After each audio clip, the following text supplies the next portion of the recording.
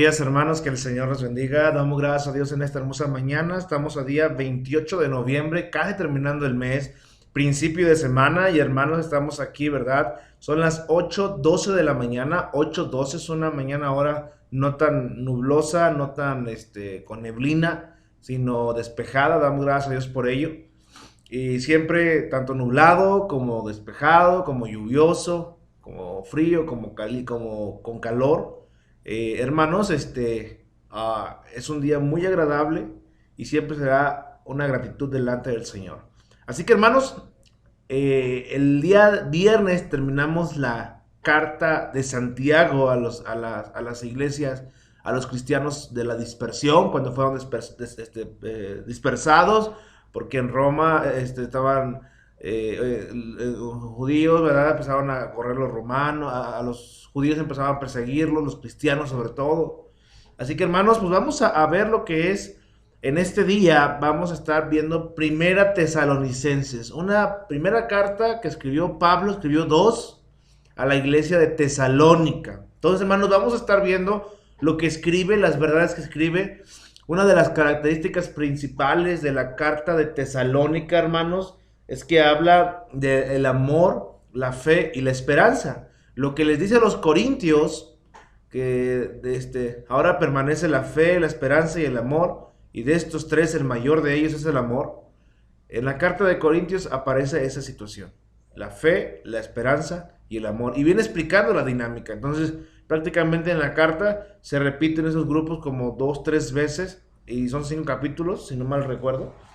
Son 5 capítulos, y hermanos, eso es la relación entre la esperanza, la fe y el amor, y cómo anima el apóstol Pablo a los de Tesalónica. Y el día de hoy solamente vamos a ver un versículo, ¿verdad? Un versículo, me gustan siempre los primeros versículos porque encontramos ciertas verdades inamovibles. Y bueno, todas las verdades son inamovibles, mejor dicho, verdades fundamentales, básicas, esenciales en la vida cristiana que tenemos que tener en cuenta siempre y bien claro, ¿verdad? Dice el apóstol Pablo: Pablo, Silvano y Timoteo, a la iglesia de Tesalónica, en Dios Padre y en el Señor Jesucristo. Gracia y paz sean a vosotros, de Dios nuestro Padre y del Señor Jesucristo. Hermanos, en un solo versículo, siempre la palabra de Dios es muy, muy enriquecedora, es muy rica, es muy variada en los conceptos que podemos tú y yo aprender. Y entonces, pues te voy a compartir, hermanos, estas verdades. En un solo versículo podemos encontrar muchas verdades. Número uno, hermanos, es Pablo, Silvano y Timoteo. A diferencia de otras cartas, siempre el apóstol Pablo dice: Pablo, siervo de Jesucristo, ¿verdad? Pablo, servidor, porque Dios así lo quiso desde antes. Entonces, hermanos, cuando tú presentas tu nombre, es saber quién eres. Recordemos que Pablo antes era Saulo de Tarso, pero cambió su nombre a Pablo.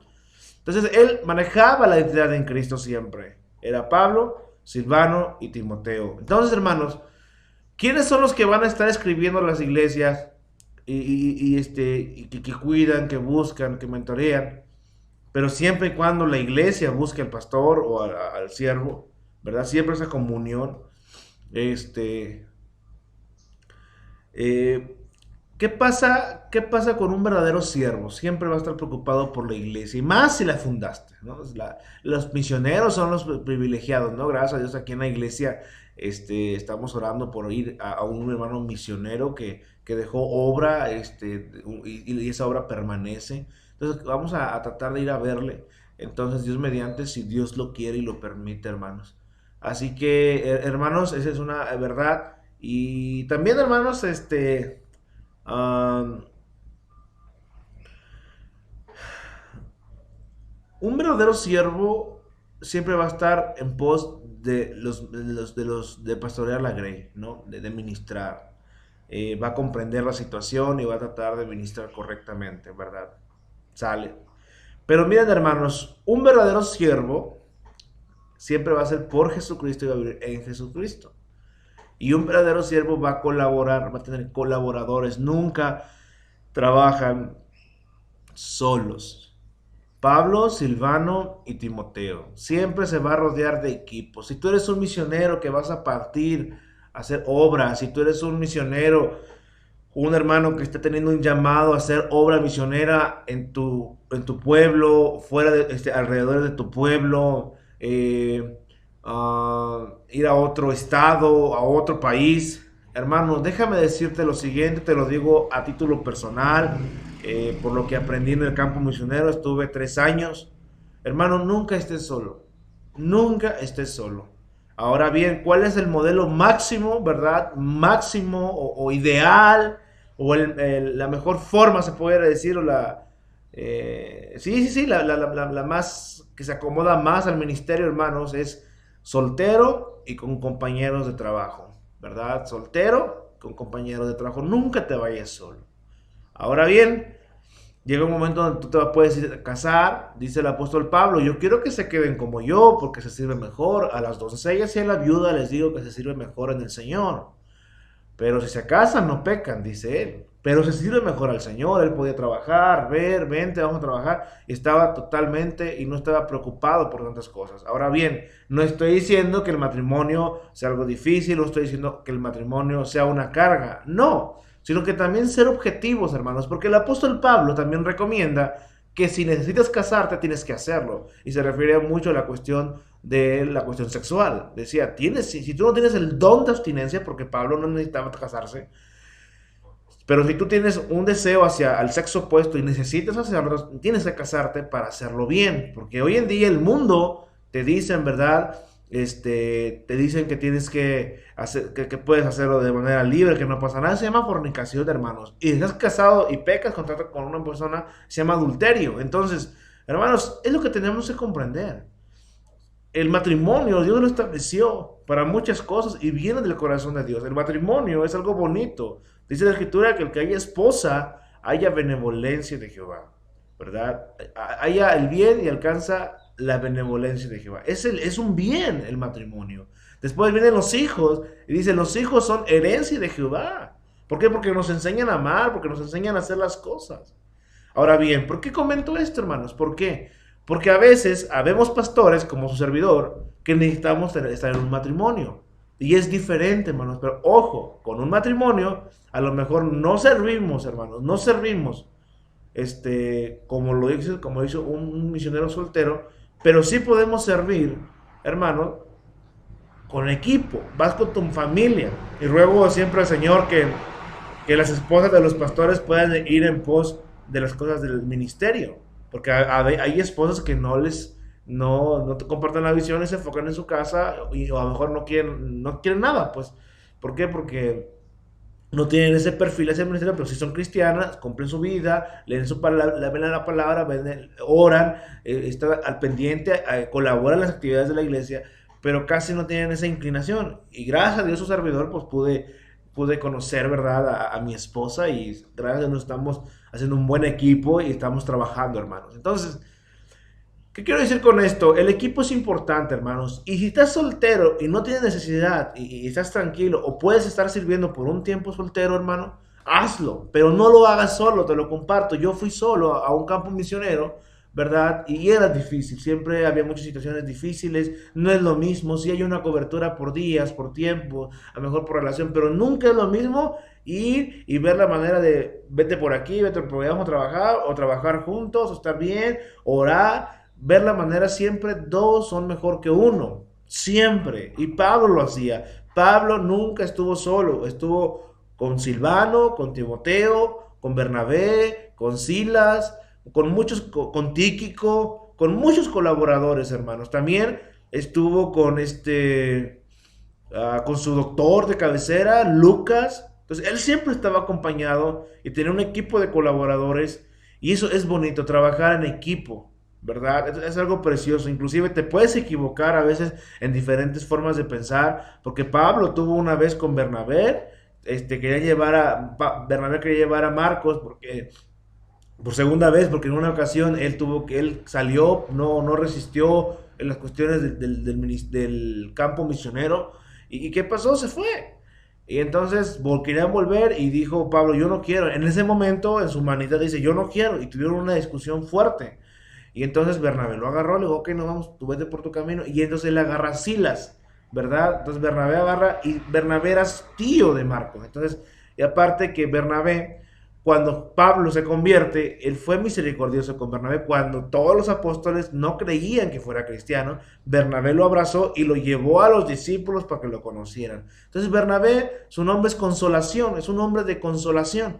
El cristiano tiene que ser así. Entonces, da gracia a Marcos. Entonces, Pablo no está de acuerdo, se va. Entonces, al pasar de tiempo, vemos en la historia del Evangelio según San Marcos. Entonces Marcos escribe una carta para dejarla en la historia. Entonces vemos después que Pablo le dice a Timoteo, tráete a Juan Marcos porque me es útil al ministerio. Ahora sí.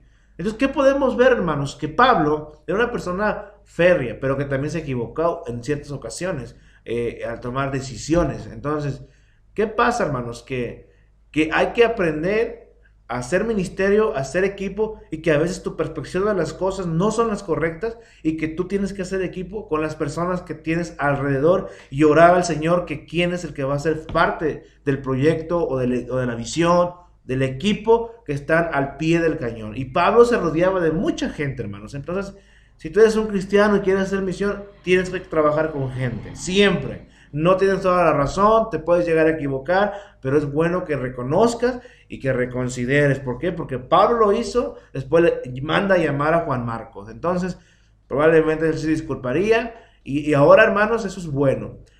Ok, estamos hablando del ministerio. Segundo lugar, hermanos, a la iglesia de Tesalónica, dice ahí. A la iglesia de Tesalónica en Dios. Hermanos, una iglesia tiene que estar en cierto lugar. En tu colonia, en tu estado, en tu pueblo. Siempre haber una iglesia en un lugar, en Tesalónica, de tesalonicenses, que es en Tesalónica. Pero ojo, una iglesia es una iglesia en Dios Padre y en el Señor Jesucristo. No nos confundamos. Una iglesia no es un club, ¿verdad?, de asociados. Una iglesia no es un organismo de privilegios y derechos para propósitos egoístas. Una iglesia no es un sindicato que pelea, ¿verdad?, buscar ciertos apoyos. No, una iglesia no busca ciertos fines o ciertos intereses lucrativos. No, una iglesia no está para un fin humano, o mejor dicho, egoísta, con inclinaciones egoístas o pensamientos humanos, ¿verdad? No están para los deseos humanos ni para las perspectivas humanas. Dice es a la iglesia de Tesalónica en Dios Padre y en el Señor Jesucristo. Una iglesia se basa en la visión de Dios, se basa en lo que Dios dice a través de su palabra y en el Señor Jesucristo. Hoy en día hay muchas iglesias como los mormones, como los testigos, como los de la luz del mundo, se puede hacer también, aunque se llame de la luz del mundo. Inclusive podría entrar la católica, ¿verdad? ¿Por qué? Porque si no se basan solamente en Dios Padre, Dios Hijo y Dios Espíritu Santo únicamente, entonces, hermano, no eres una iglesia genuina. Eres un organismo que usa el nombre de Dios, pero que pone otros elementos que no son bíblicos. ¿Qué hace el mormón? El mormón pone los libros de Moroni, la perla del gran precio, pone otras cosas que no son. No tienen a Cristo como Dios, sino como un profeta más. El testigo de Jehová lo mismo, es que yo soy testigo de Dios Padre, Jesucristo fue un hombre, ¿verdad? Y así, entonces empiezan a decir que no tiene tanta relevancia. ¿Qué más? Los católicos, sí, hablan de Dios Padre, Dios Hijo, Dios Espíritu Santo, pero ponen imágenes. Tampoco, hermanos, ¿verdad? No es una iglesia genuina, una iglesia de acuerdo a Dios. Hermanos, y también el otro, ¿cuál fue el que dije? La luz del mundo tiene lo que son a sus apóstoles, y un famoso Joaquín. Entonces, tampoco, hermano. Entonces, tienes que centrarte en Cristo y en Dios Padre. Punto. Nadie viene al Padre si no es por mí, dice el Señor. Entonces, dice, gracia y paz sean a ustedes de Dios nuestro Padre y del Señor Jesucristo. Gracia y paz. ¿Qué quiere decir? La gracia es la comunión con Dios, la gracia es la que nos lleva a tener comunión con Dios, que somos salvos por gracia, por el mérito de Cristo, no por mis méritos, no por mis fuerzas, por la gracia del Señor. Dios me llamó a ser parte de su iglesia, Yo necesito eso, eso me da identidad siempre y la gracia misma me ayuda a levantarme. Si me equivoco, gracia sobre gracia y voy hacia arriba. Él me levanta y siempre me pone sobre la roca, hermanos. Es algo muy interesante, pero dice de Dios, perdón, y paz, hermanos. ¿Por qué? Porque la vida cristiana tiene muchos detalles, tiene pruebas, tiene persecución, tiene rechazos y también, hermano, tiene tentaciones. Porque Satanás siempre está en contra de los que predican el Evangelio. Siempre, ¿verdad? Entonces, de su iglesia. Entonces, dice, de Dios nuestro Padre y del Señor Jesucristo. Ojo, tenemos que aprender a movernos en la gracia y en la paz de Dios, de Jesucristo. Jesucristo dijo, en el mundo tendréis tribulaciones, pero confiad en mí que yo he vencido al mundo. Entonces la paz que Dios nos da es una paz en medio de las pruebas. No nos confundamos, a veces el cristiano describe, ¿verdad?, una paz de acuerdo a sus pensamientos y deseos. Describe una paz fuera de problemas. No, hermano, es una paz poderosa que viene de Dios y que no tiene nada que ver una paz que, si estoy seguro, me siento seguro, si no tengo miedos. No, yo no me imagino, ¿verdad?, a Abraham cuando que se tenía tranquilo por lo que iba a hacer. A nadie de todo lo que iban a hacer no se sentían tranquilos, pero tenían una paz que sobrepasaba todo entendimiento y que se tenía que hacer. Esa es una paz de Dios, de nuestro Padre y del Señor Jesucristo. Así que, hermanos, esa es la clave. 3 cosas: siervos genuinos que trabajan por el Señor, que trabajan en equipo, una iglesia que está en un lugar, pero que está en Dios, que no está basada en otras cosas, y 3, una gracia y una paz que día con día necesitamos para vivir la vida cristiana y predicar el Evangelio. Así que, hermanos, esta es la reflexión de hoy, esperando en el Señor que sea de mucha bendición, y pues empezamos con la primera carta a los de Tesalónica. Que Dios te bendiga, hermano. Un fuerte abrazo, el hermano Eric Yael. Nos vemos.